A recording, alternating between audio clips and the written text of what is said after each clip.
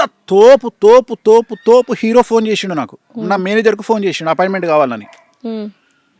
Respect ఇచ్చి మాట్లాడితే రూపాయి తీసుకోకుండా పోయి జాతకం చెప్తా.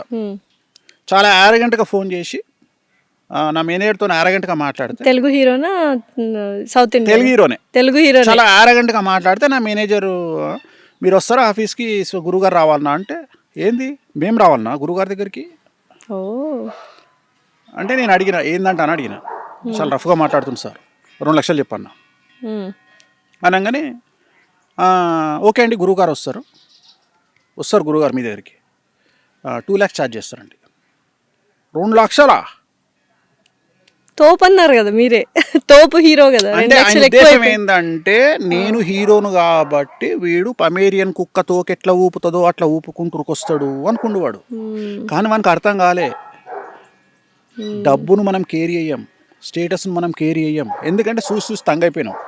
ఎన్ని కోట్ల ఆస్తి ఉంది సార్ వేణుస్వామి గారికి? వేణుస్వామికి ఆస్తి ఉందా లేదా అనేది ఒక విషయం పక్కన పెడితే, నీకు ఉల్టా ప్రశ్న ఇస్తా. ఒక అమ్మాయి ఒక గుడిసెలో ఉన్న వ్యక్తికి ఎస్ చెప్పొచ్చు, ఒక కింగ్ను దొబ్బే అనొచ్చు.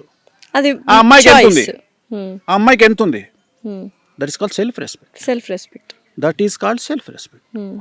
నువ్వు గుడిసెలు ఉన్నతో పోయినావు, నాతో పోలే, అది అమ్మాయి ఇష్టం రాబాయ్, అది అమ్మాయి ఇష్టం. డెఫినెట్లీ నా ఇష్టం, నాకు సెల్ఫ్ రెస్పెక్ట్ ఎక్కువ. నేను ఇదే రెస్పెక్ట్ నేను వేరేటోడు అడిగితే, ఒక అడుక్కున్నటోడు అడిగితే నేను బెండ్ అవుతా. నేను డబ్బు లేనోళ్ళకి ఇంపార్టెన్స్ ఇస్తా, డబ్బు ఉన్నోళ్ళకి ఇంపార్టెన్స్ ఇయ్యను. ఎందుకంటే నా ఉద్దేశంలో డబ్బు లేనోడిని డబ్బు ఉన్నోడిగా చేయడమే నా మోటో. సో మామూలు మనిషిని సెలబ్రిటీగా చేయడమే నా మోటో. ఇదే ప్రశ్న